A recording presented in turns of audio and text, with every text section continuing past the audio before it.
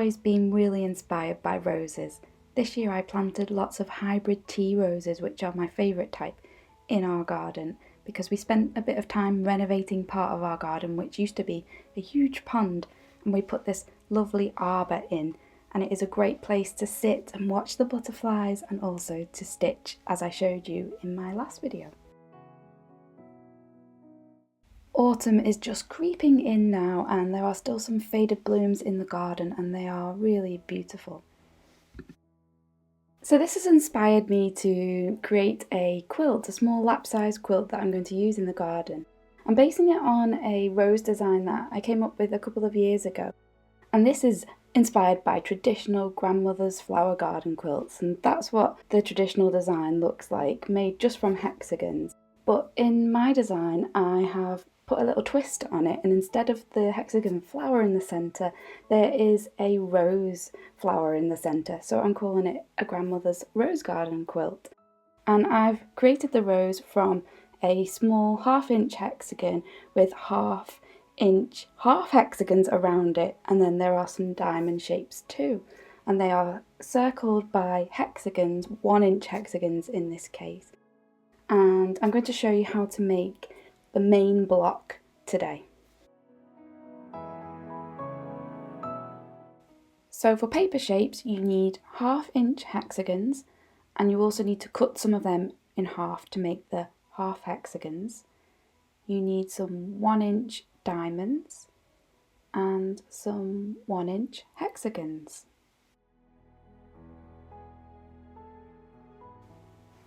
And later in the process, and this will be in another video, when we join them together, you will also need some 1 inch equilateral triangles. And as well as all of that, you need a general sewing kit for EPP.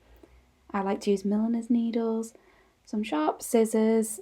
I glue baste with my Sew Line glue pen, and then you need some fine sewing thread, and Invisifil is the thread that I really like to use.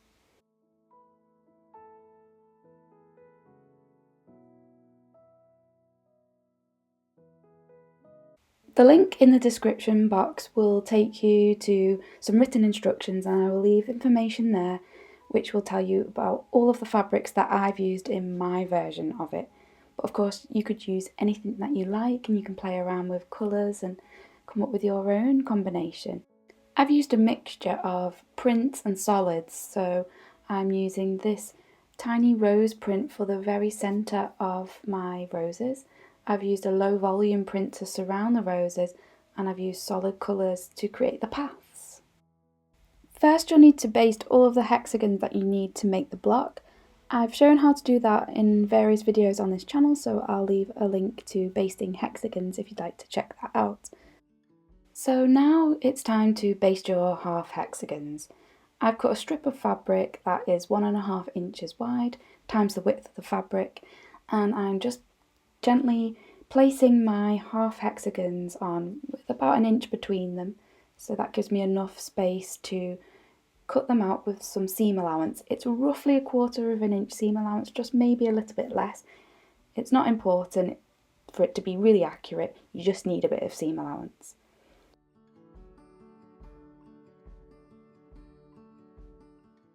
I'm now running some glue just slightly away from the edge of the paper, and I am folding over the right hand side, then the bottom, and then the left hand side, and I'm pressing it firmly to get a nice crisp edge.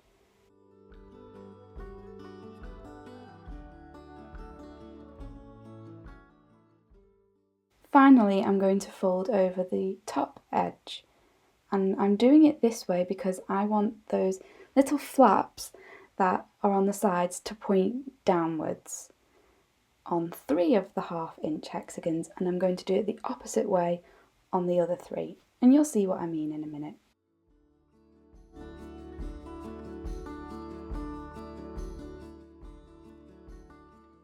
So this time I'm starting with the top edge and I'm folding that down first, so the opposite way to how I did the previous 3, and then I'm going around from the right hand side and the bottom and the left hand side.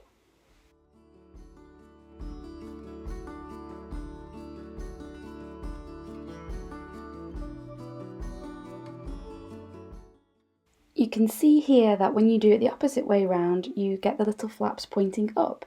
So I've done half of them with flaps pointing up and half pointing down, and that's because I really like how they fit together this way. When you alternate them, you get a really crisp point. You don't have to do it this way. That's just what I find works for me, and that's how I prefer to do them. You could do them all pointing upwards and they would still fit together nicely, but I just find my points are better when I alternate.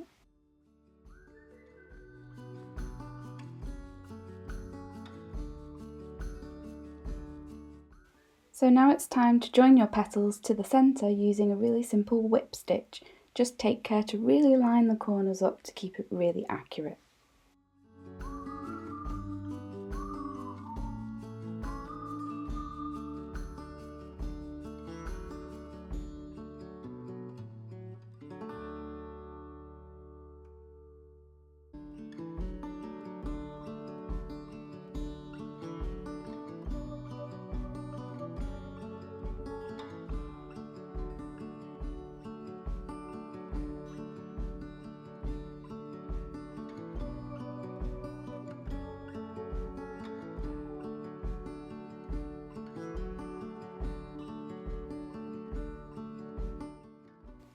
So now I'm choosing a petal with the flaps pointing down because they can slide together nicely. That flap can fit nicely behind the other shape, and I just find it fits together well like this. But as I said before, you don't have to do that. But I'm going to alternate all the way around, choosing one pointing up and then next one pointing down.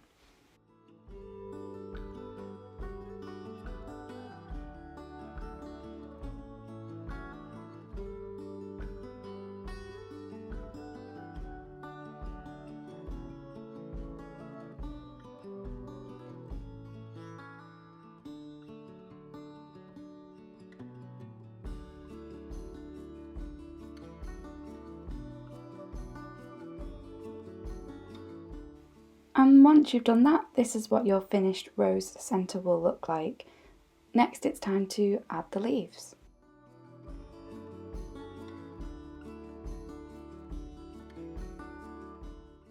I've cut two 2.5 inch strips of fabric here, so the green Liberty fabric I'm using for the leaves.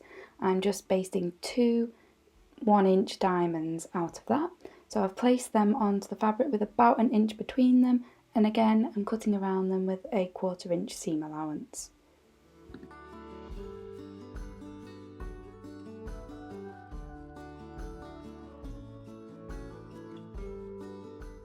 Then you need a 2.5 inch strip of your low volume fabric, and you need to baste 4 diamonds in the same way. Once you've basted your diamonds, you're going to make hexagons out of them. So you need 2 of the low volume diamonds, and you're going to stitch them together along those sides like that, so they are pointing outwards. And then you need to take your leaf, so in my case it's this green Liberty diamond, and that's going to be placed on top, and that's going to give you a hexagon shape, so you need to make 2 of those. So to make this hexagon unit, place your low volume diamonds right side together and whip stitch along this seam.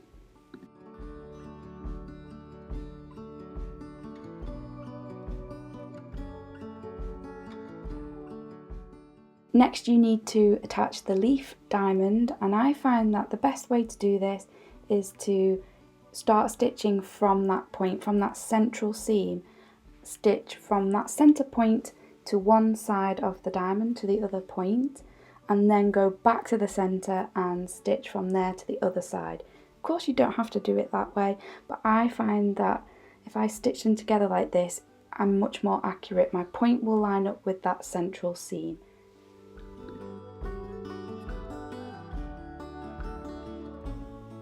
So I carry my thread from that corner back to the centre, and then I start stitching from that centre point out to the other side. And as you can see, I've folded one of the diamonds so that it helps me to really line up the edges.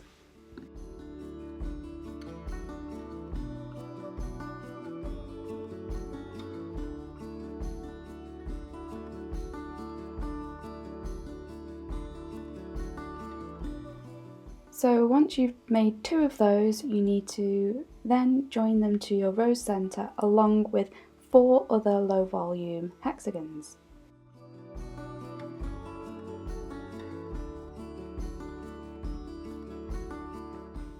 It's helpful to lay out your hexagons like that so you can make sure you've got your diamond pointing in the right direction, because it's quite easy to sort of get it the wrong way round and then you'll have your leaf pointing in the wrong way. So that's just a little tip, lay it out before you stitch them together.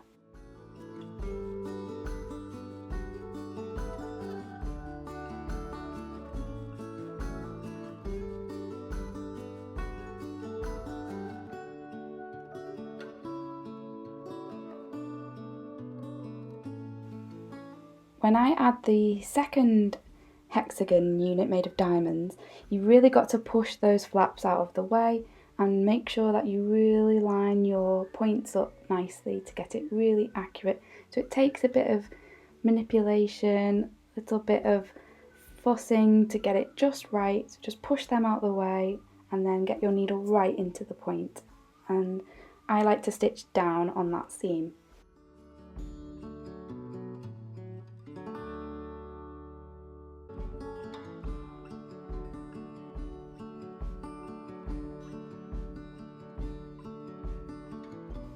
And once you've done that, open it out, refold it so you're lining up the other 2 seams, and you can carry your thread up and stitch along. And once they're joined on, it's really straightforward, just add the rest of the hexagons. I like to keep my thread and not break it in between, but it's entirely up to you. And then you have your hexagon rose flower ready for the path to go all the way around. So again, I'm just laying them out to make sure I have them ready, and then it's just a case of stitching them together.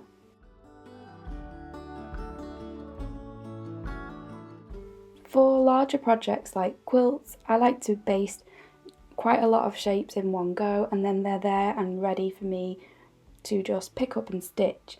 And I found this really nice container with big compartments, and it fits these 1-inch hexagons really nicely. So I've basted all of my hexagons for this project, and I just now need to sit down and baste more of the half hexagons, and then they're all there ready for me to join and create my blocks. And this is what my blocks look like so far. I'm really enjoying this project, and I'm just going to spend the next few months making a block here and there, and hopefully in the spring I'll be ready to join them together, and then I'll create a new video showing you how I'm going to do that, and I'm going to use diamonds and triangles to join them together. Thank you so much for watching this video. I really hope you liked it, and I hope that you'll give it a go too and join in with me as I'm making this grandmother's rose garden lap size quilt. Take care, and I'll see you soon. Bye bye.